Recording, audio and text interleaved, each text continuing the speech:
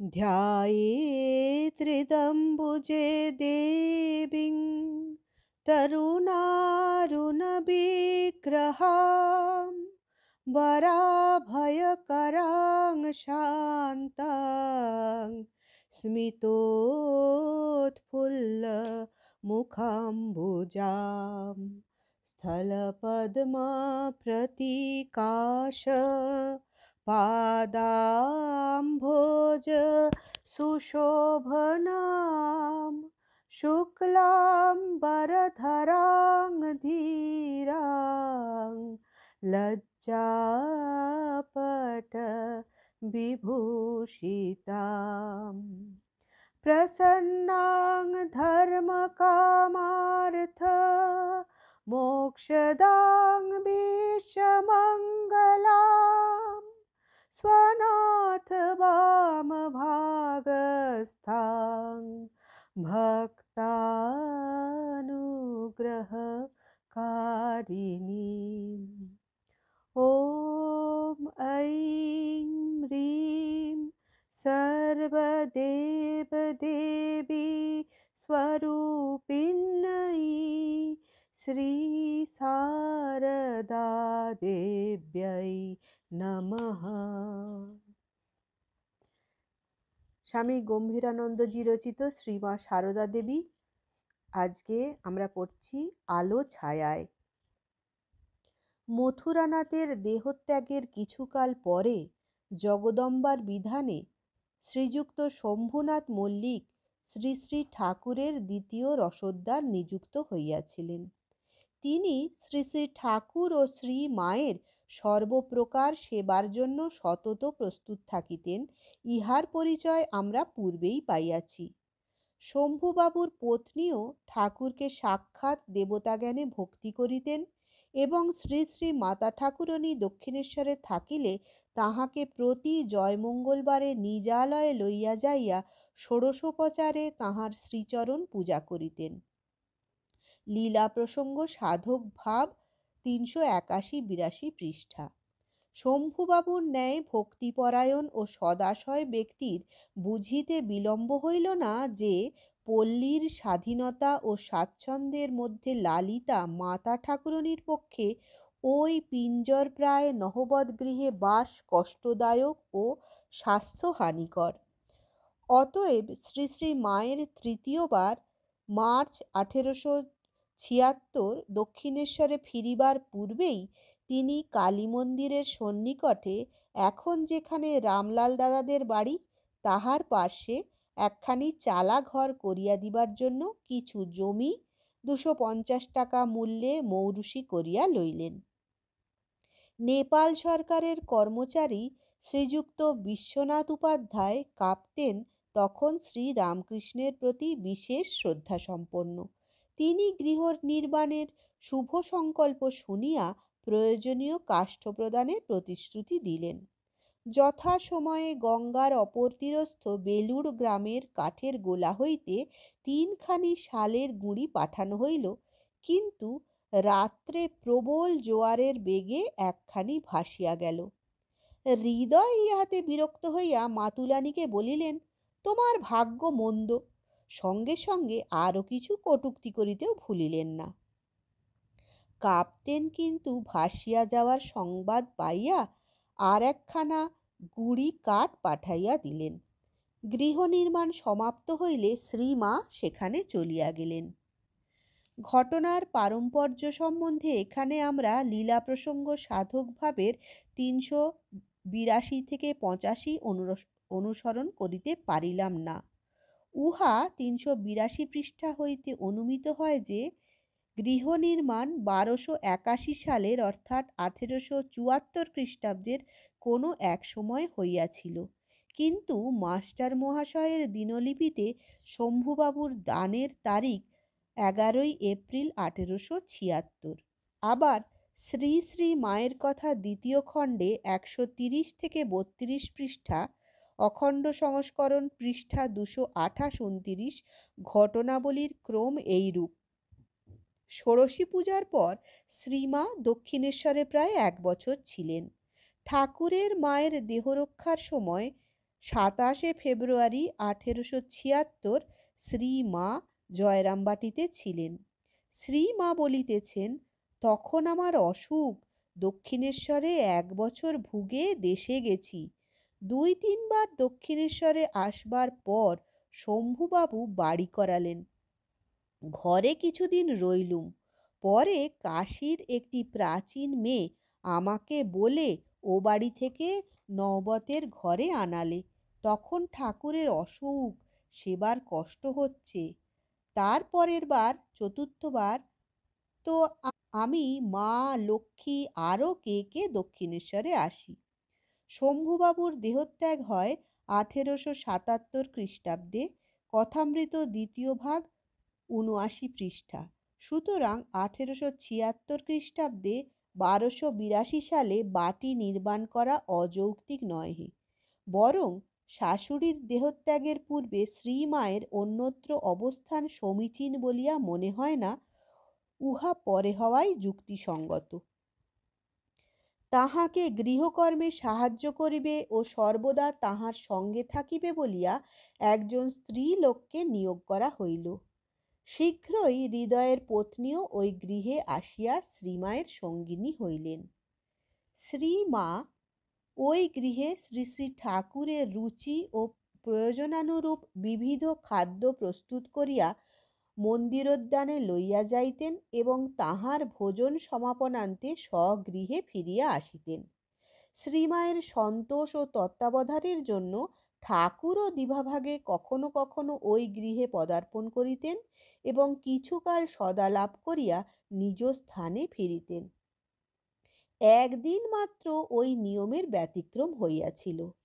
এক বর্ষার দিনে ঠাকুর ওই চালায় উপস্থিত হইবার পর এমন মুষলধারে বৃষ্টি চলিতে লাগিল যে তিনি মন্দিরে প্রত্যাবর্তনে অক্ষম হইয়া আহারান্তে সেখানেই শুইয়া পড়িলেন। আর ঠাট্টা করিয়া শ্রীমাকে বলিলেন, কালীর বামুনরা রাত্রে বাড়ি যায় না, এ যেন আমি তাই এসেছি। এই চালাতে শ্রীমা দীর্ঘকাল বাস করিতে পারেন নাই। শ্রী শ্রী ঠাকুরের আমাশয় হওয়ায় তাহার সেবার জন্য শ্রীমাকে পুনর্বার নহবতে আসিতে হয়। শ্রী শ্রী ঠাকুরের পক্ষে তখন ঘন ঘন ঝাউতলায় শৌচে যাওয়া অসম্ভব হইয়া পড়ায় নহবতের দিকে লম্বা বারান্দার ধারে একটা কাঠের বাক্সে গর্ত করিয়া নিচে সরা পাতিয়া দেওয়া হইয়াছিল। তিনি সেখানে শৌচে যাইতেন। প্রথম প্রথম শ্রীমা সকালে চালা হইতে আসিয়া উহা পরিষ্কার করিতেন, বিকালে অপরে পরিষ্কার করিত। শ্রী রামকৃষ্ণ তখন দীর্ঘকাল যাবৎ এতই ভুগিয়াছিলেন যে শ্রীমায়ের ভাষায় বাহ্যে গিয়ে গিয়ে মলদ্বার হেজে গেছে। এমন সময় দৈবক্রমে কাশীর এক প্রাচীন মেয়ে তথায় আসিয়া পড়েন এবং ঠাকুরের সেবাভার স্বহস্তে গ্রহণ করেন। তাহার অতীতের ও ভবিষ্যতের ইতিবৃত্ত সম্পূর্ণ অজ্ঞাত। তিনি যেন দৈব নির্দেশে অন্ধকারে বিদ্যুৎ ঝলকের মতো যুগাবতারের প্রয়োজনে কাশীধাম হইতে অকস্মাৎ তথায় আবির্ভূত হন ও সেবাবসানে চিরকালের মতো বিলুপ্ত হইয়া যান। শ্রীমা পরে যখন কাশীতে গিয়াছিলেন তখন বহু চেষ্টা করিয়াও তাহার কোনো সন্ধান পান নাই। সেবাভার লইয়াই আগন্তুক মহিলা দেখিলেন তাহার দ্বারা সর্বপ্রকার শুশ্রূষা হওয়া সম্ভব নহে এবং শ্রীমায়ের ওই সময় দূরে থাকা অনুচিত। সুতরাং তিনি তাহাকে বলিলেন, মা, তাঁর এমন অসুখ আর তুমি এখানে থাকবে? মা উত্তর দিলেন, কি করব, ভাগ্নে বউটি একা থাকবে, ভাগ্নে হৃদয় সেখানে ঠাকুরের কাছে রয়েছে। মেয়েটি বলিলেন, তা হোক, ওরা লোকটোক রেখে দেবে, এখন তোমার কি তাকে ছেড়ে দূরে থাকা চলে? শ্রীমা সে কথার যথার্থ উপলব্ধি করিয়া নহবতে চলিয়া আসিলেন এবং সর্বতোভাবে ঠাকুরের সেবায় রত হইলেন। এ পর্যন্ত শ্রীমা সংকোচবশত ঠাকুরের সম্মুখে ঘোমটা খুলিতেন না। কাশীর ওই মহিলাই এক রাত্রে শ্রীমাকে ঠাকুরের ঘরে লইয়া গিয়া তাহার ঘোমটা খুলিয়া দিলেন। ভগবত ভাবে বিভোর ঠাকুর তখন তাহাদিগকে বহু ঈশ্বরীয় কথা শুনাইতে লাগিলেন।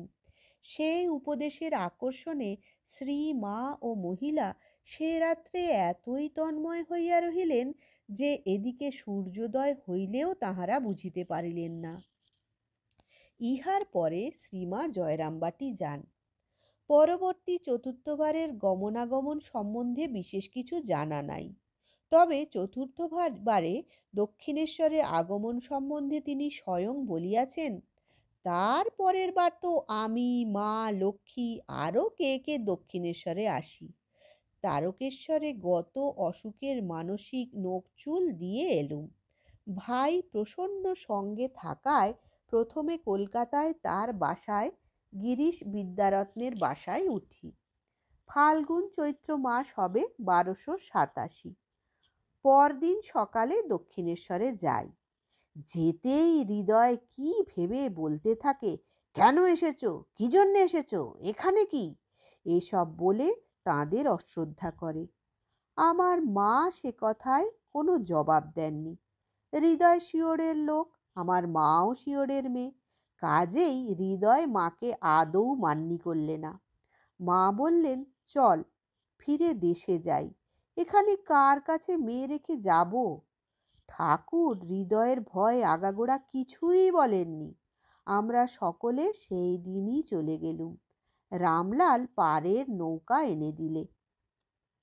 মর্মান্তিক বেদনা লইয়া শ্রী মা বিদায় লইলেন। দক্ষিণেশ্বরে সেবারে একদিনও থাকা হইল না। কিন্তু সে বেদনার জন্য স্বামীর উপর সতীলক্ষ্মীর কোনো অভিমান হয় নাই। ভাগিনেও হৃদয়ের উপরেও করুণাময়ীর কোনো অভিশাপ বর্ষিত হয় নাই। যাহা কিছু মান অভিমান বা দুঃখ নিবেদন ছিল, সর্বকার্যের বিধাতা দেবতার নিকট।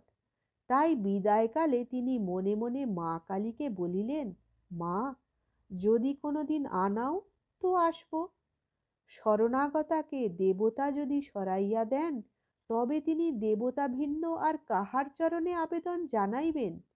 চতুর্থবারের নিষ্ফল যাত্রা এখানেই সমাপ্ত হইল। হৃদয় অহংকারে মত্ত হইয়া মর্যাদা লঙ্ঘন করিলেন।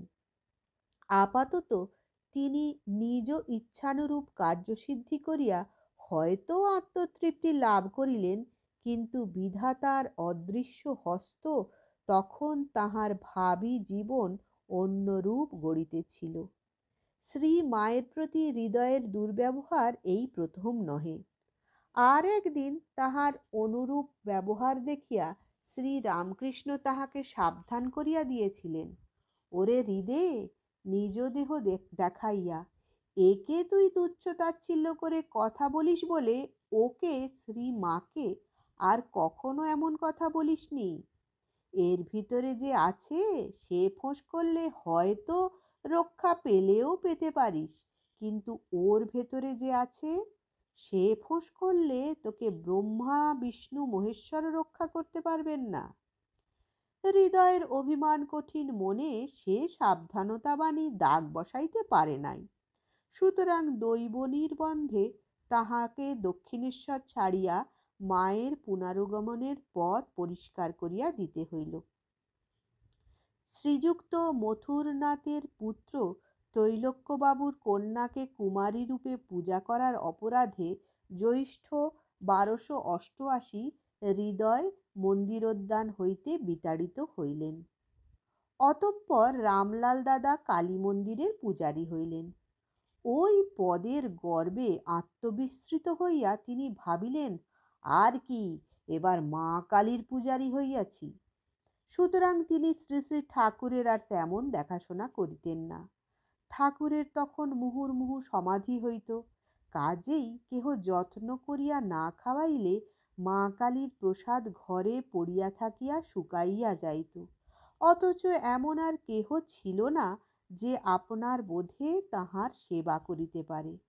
তাই তাহার খাওয়া দাওয়ার অসুবিধা হওয়ায় ওই অঞ্চলের যে কেহ দক্ষিণেশ্বর হইতে দেশে যাইত, তাহাকে দিয়াই তিনি শ্রী মাকে পুনঃ পুনঃ বলিয়া পাঠাইতেন দক্ষিণেশ্বরে আসিবার জন্য।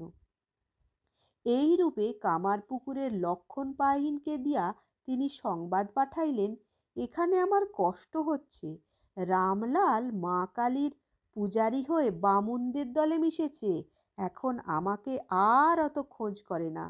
তুমি অবশ্য আসবে, ডুলি করে হোক, পালকি করে হোক, 10 টাকা লাগুক, 20 টাকা লাগুক, আমি দেব।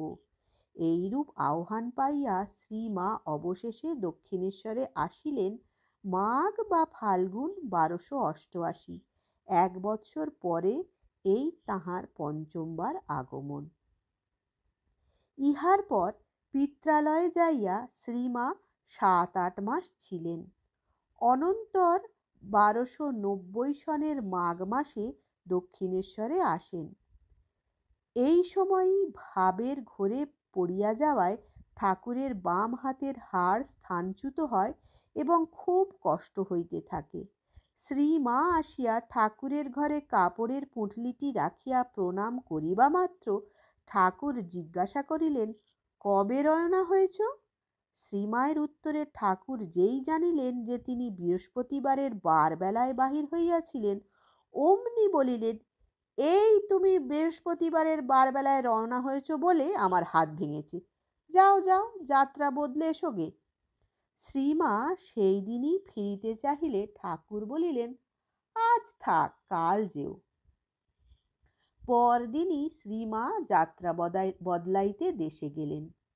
ইহার পরে শ্রীমা কবে দক্ষিণেশ্বরে আসেন এবং কবে দেশে যান তাহা অনিশ্চিত। তবে ইহা জানা যায় যে 1291 সনে ভাসুর পুত্র রামলালের বিবাহে তিনি কামারপুকুরে যান এবং ওই বৎসর ফাল্গুন মাসে দক্ষিণেশ্বরে ফিরিয়া আসেন।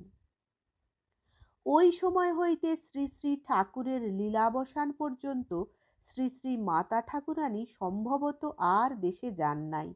বাকি কয় বৎসর দক্ষিণেশ্বরে শ্যামপুকুর ও কাশীপুরে কাটাইয়াছিলেন। পূর্বে উল্লিখিত কয়েকবার ছাড়া অন্য সময়ও শ্রী মায়ের দক্ষিণেশ্বরে যাতায়াত হইয়াছিল বলিয়া মনে হয়, কেননা সাধনকালের অবসান হইতে 1287 সাল পর্যন্ত প্রায় প্রতি বৎসর শ্রী শ্রী ঠাকুর চাতুর্মাসের সময় যখন দেশে যাইতেন তখন শ্রী মাও সম্ভবত সঙ্গে থাকিতেন।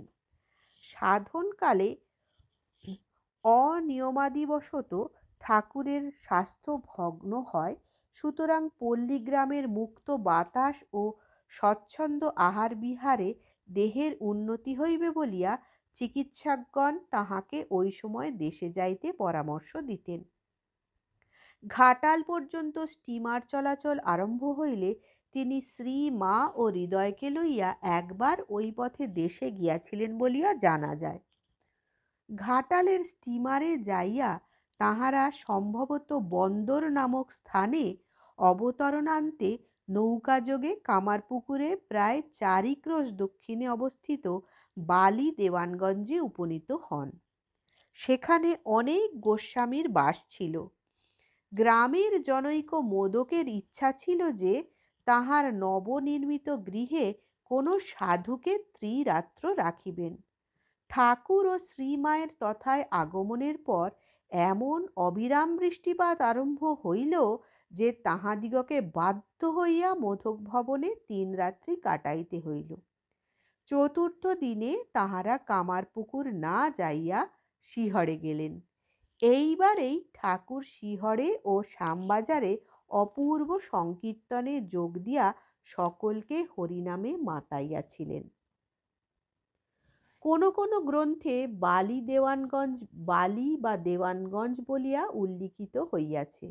শ্রী শ্রী ঠাকুরের শিহর, শ্যামবাজার প্রভৃতি স্থানে কীর্তনের সময় নির্দেশ সম্বন্ধে কথামৃত পঞ্চম ভাগ পঞ্চম সংস্করণ 17 পৃষ্ঠায় পাদটিকা হইতে জানা যায় যে 1880 খ্রিস্টাব্দে শ্রী রামকৃষ্ণ দেশে 8 মাস ছিলেন, 3 মার্চ বুধবার হইতে 10 অক্টোবর পর্যন্ত। এই সময়ের মধ্যে শিহর, শ্যামবাজার, কয়াপাটে কীর্তনাদি হইয়াছিল। দক্ষিণেশ্বরে ফিরিবার সময় তিনি কতুলপুরে ভদ্রদের বাড়িতে সপ্তমী পুজোর আরতি দেখিয়াছিলেন। রাস্তায় কেশবের প্রেরিত ব্রাহ্ম ভক্তের সহিত দেখা হইয়াছিল। ঠাকুরকে কয়েক মাস দেখেন নাই বলিয়া কেশব চিন্তিত ছিলেন, তাই ব্রাহ্ম ভক্তকে সংবাদ লইতে পাঠাইয়াছিলেন। ঠাকুর জয়রামবাটিতেও বহুবার গিয়াছেন। কামারপুকুরে গেলেই তাহাকে শিহরে লইয়া যাওয়া হইত। ওই সময় পথে জয়রামবাটিতে কোনো কোনো বারে তিনি ৮-১০ দিনও থাকিয়া যাইতেন। একবার শ্বশুরালয়ে অবস্থানকালে রাত্রে যখন সকলে আহারান্তে শয়ন করিয়াছেন, তখন ঠাকুর অকস্মাৎ উঠিয়া বলিলেন, বড় ক্ষুধা পেয়েছে। বাড়ির স্ত্রীলোকেরা ভাবিয়া আকুল কি খাইতে দিবেন, কারণ সেদিন বাৎসরিক শ্রাদ্ধ বা ঐরূপ কোনো ক্রিয়াকলাপ উপলক্ষে গৃহে বহু লোকের সমাগম হওয়ায় খাদ্যাদি নিঃশেষিত হইয়াছিল। কেবল হাঁড়িতে কিছু পান্তা ভাত ছিল। শ্রীমা ঠাকুরকে সভয়ে উহা জানাইলে তিনি বলিলেন, তাই নিয়ে এসো। শ্রীমা বলিলেন, কিন্তু তরকারি তো নাই। ঠাকুর কহিলেন, দেখো না খুঁজে পেতে, তোমরা মাছ চাটুই করেছিলে তো, দেখো না তার একটু আছে কিনা। শ্রীমা অনুসন্ধানে দেখিলেন ওই পাত্রে একটি ক্ষুদ্র মৌরলা মাছ ও একটু ঘন রস আছে। অগত্যা তাহাই আনিলেন। দেখিয়া ঠাকুরের কি আনন্দ! সেই রাত্রে পান্তা ভাত খাইতে বসিলেন এবং ওই ক্ষুদ্র মৎস্যের সাহায্যে এক রেক অর্থাৎ চাউল মাপিবার বেতের তৈয়ারি পাত্র চালের ভাত খাইয়া শান্ত হইলেন। কামারপুকুর বা জয়রামবাটি হইতে শ্রীমা সাধারণত পদব্রজেই দক্ষিণেশ্বরে যাইতেন। একবার কোনো পর্ব উপলক্ষে কয়েকজন পল্লী রমণী গঙ্গা স্নানার্থ কলিকাতা যাইতে উদ্যত হইলে শ্রীমাও কামারপুকুর হইতে লক্ষ্মী দিদি, শিবুদা প্রভৃতিকে লইয়া তাহাদের সঙ্গে চলিলেন। তাহার মনের ভাব এই যে গ্রামবাসিনীরা ফিরিয়া আসিবে, কিন্তু তিনি দক্ষিণেশ্বরে থাকিয়া যাইবেন। কামারপুকুর হইতে ৪ ক্রোশ দূরে আরামবাগে পৌঁছিয়া অবশিষ্ট দিন সেইখানেই কাটাইবার কথা ছিল, কারণ সম্মুখেই নরহন্তাদের বসতি বলিয়া কুখ্যাত ৫ ক্রোশ ব্যাপী তেলোভেলোর মাঠ। উহার মধ্যভাগে এখনো এক ভীষণ কালীমূর্তি আছে। দস্যুগণ লুণ্ঠনাদিতে প্রবৃত্ত হইবার পূর্বে এই ডাকাতে কালী পূজা করিত। ডাকাতের ভয় দলবদ্ধ না হইয়া কেহ ওই ভীষণ মাঠ অতিক্রম করিত না। আলোচ্য দিনে শ্রী মায়ের সঙ্গীরা আরামবাগে উপস্থিত হইয়া দেখিলেন যে সন্ধ্যার যথেষ্ট বিলম্ব আছে। একটু দ্রুত চলিলে সেই দিনই এই বিপদসংকুল প্রান্তর অতিক্রম পূর্বক তারকেশ্বরে উপস্থিত হওয়া সম্ভব। অতএব বিশ্রাম না করিয়া আরও অগ্রসর হওয়াই যুক্তিযুক্ত বিবেচিত হইল। শ্রীমা বাল্যকাল হইতেই পরের অসুবিধে সৃষ্টি না করার জন্য সুপরিচিত ছিলেন।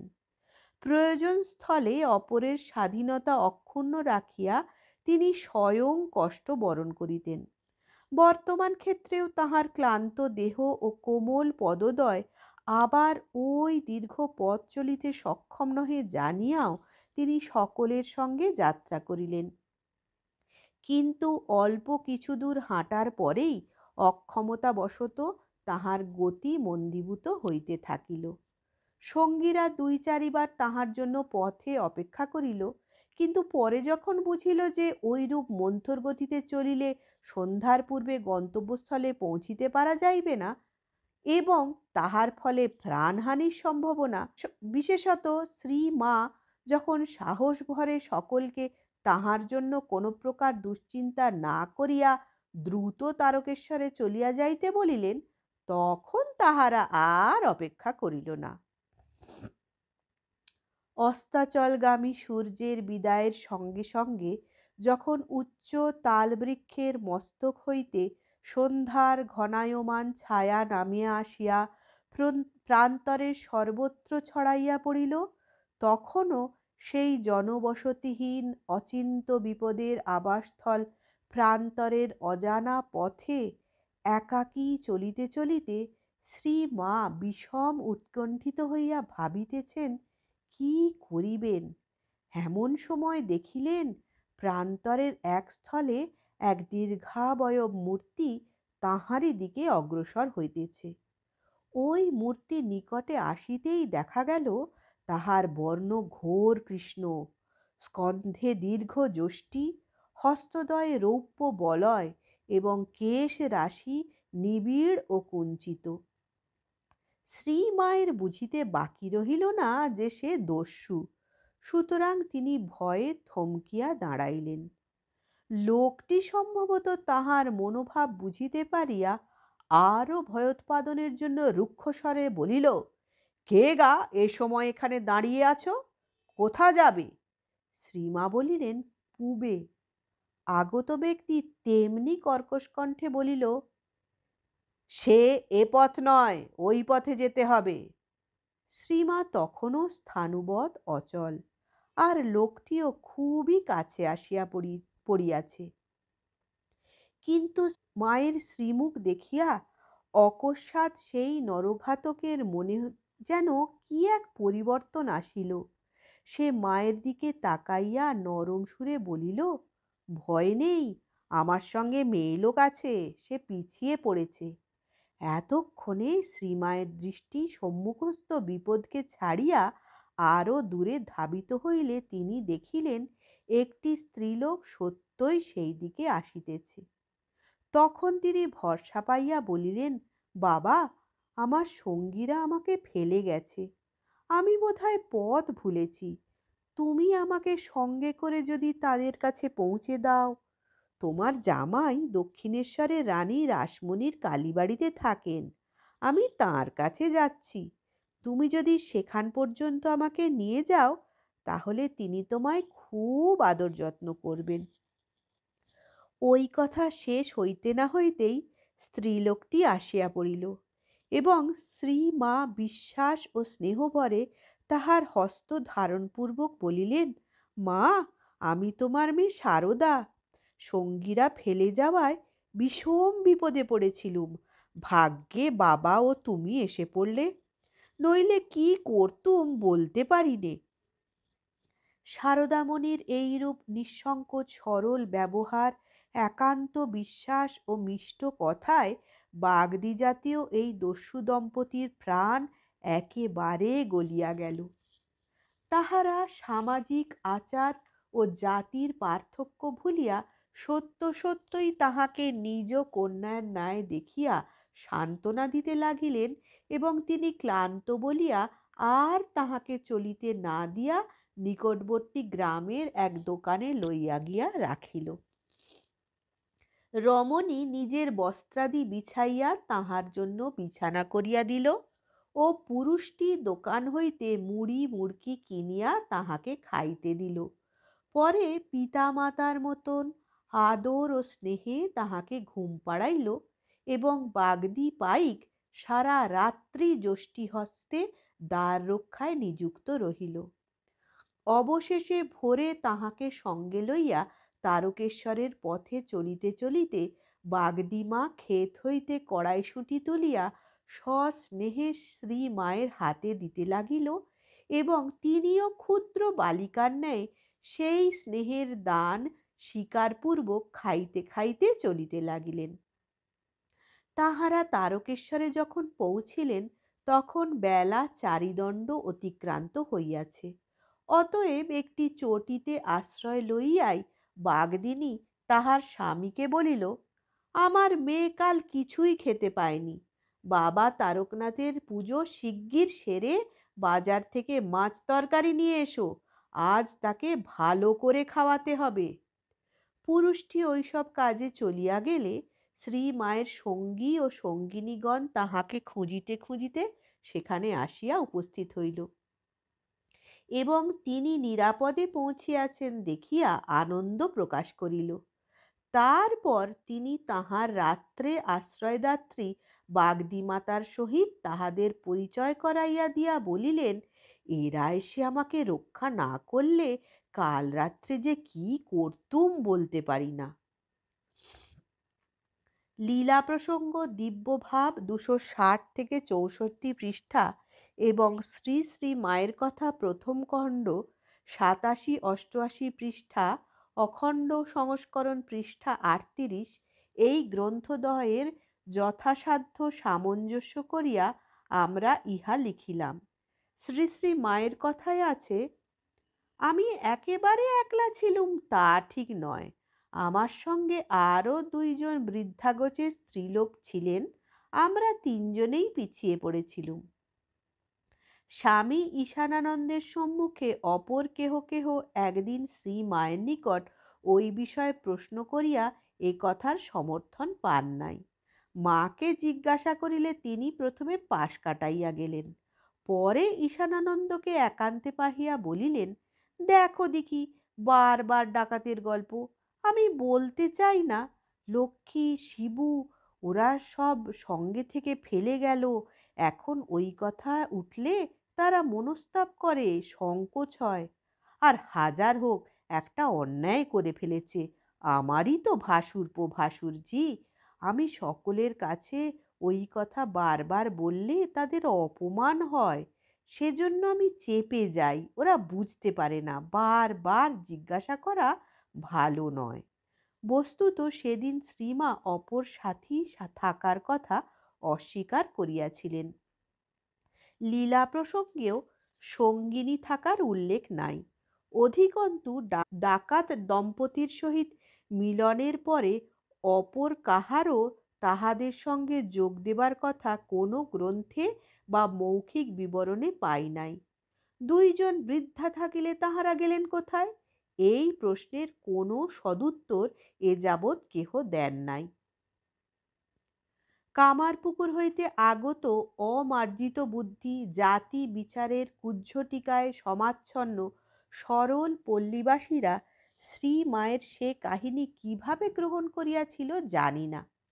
বিগত দিবা ও রাত্রের মিলন সময়ে যে দৈব স্নেহলীলা সংগঠিত হইল এবং নিশাগমে অতি নিম্ন জাতীয় দস্যু দম্পতির সহিত প্রান্তরে মিলিতা অপরিচিতা ব্রাহ্মণ কন্যা শারদামণির যে আত্মীয়বৎ ব্যবহার ও অবিচ্ছেদ্য প্রীতি সম্পর্ক সংস্থাপিত হইল, গ্রামবাসীরা তাহার তাৎপর্য কতটুকু ধারণা করতে পারিল তাহাও আমরা অবগত নহি।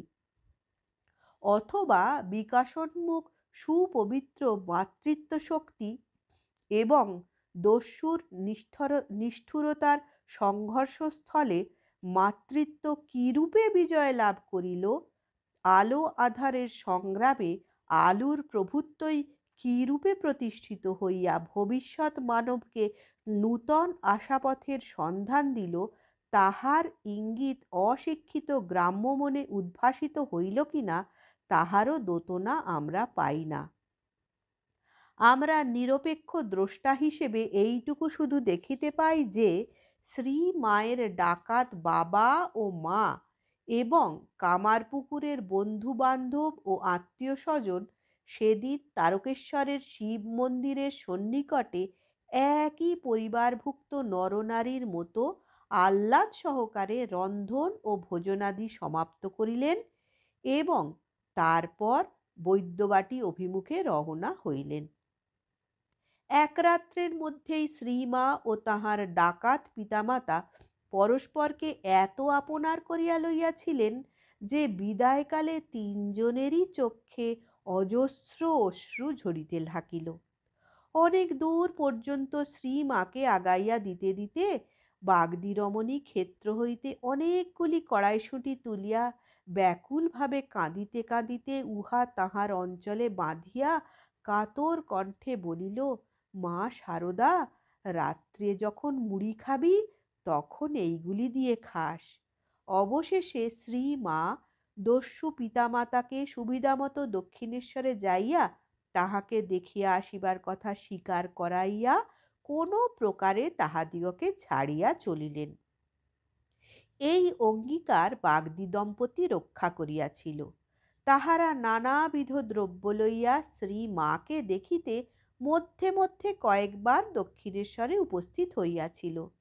শ্রী রামকৃষ্ণ শ্রী মায়ের মুখে সকল কথা শুনিয়া ওই সময়ে তাহাদিগের সহিত জামাতার ন্যায় ব্যবহার ও আদর আপ্যায়নে তাহাদিগকে পরিতৃপ্ত করিয়াছিলেন। সমস্ত ঘটনাটি ভক্তদিগের নিকট বর্ণনা করিয়া শ্রীমা একটি অর্থপূর্ণ কথায় উহা শেষ করিয়াছিলেন।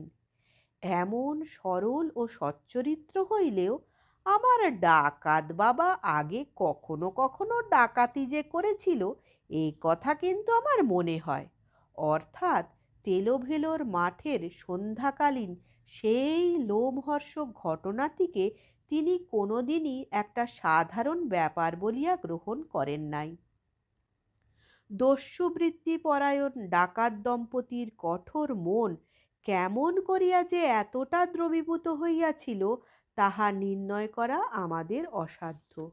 হয়তো শ্রী মায়ের অনন্য সাধারণ সরলতা ও অশ্রুতপূর্ব পবিত্রতাই তাহাদের হৃদয় জয় করিয়াছিল। হয়তোবা ইহার পশ্চাতে কোনো দৈব শক্তিও ছিল। এই দ্বিতীয় কল্পনা ভিত্তিহীন নহে, কারণ শ্রীমা কথাচ্ছলে কোনো কোনো ভক্তকে যাহা বলিয়াছিলেন তাহা হইতেই ইহার আভাস পাওয়া যায়।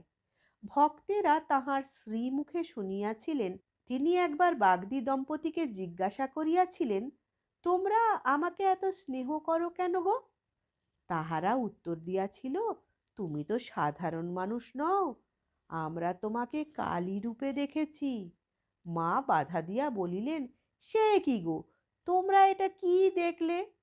তাহারা ইহাতে নিরস্ত না হইয়া বিশ্বাসপূর্ণ অনুযোগ সহকারে বলিল, না মা, আমরা সত্যই দেখেছি। আমরা পাপী বলে তুমি রূপ গোপন করছো। শ্রীমা উদাসীনভাবে বলিয়া গেলেন, কি জানি, আমি তো কিছু জানি না।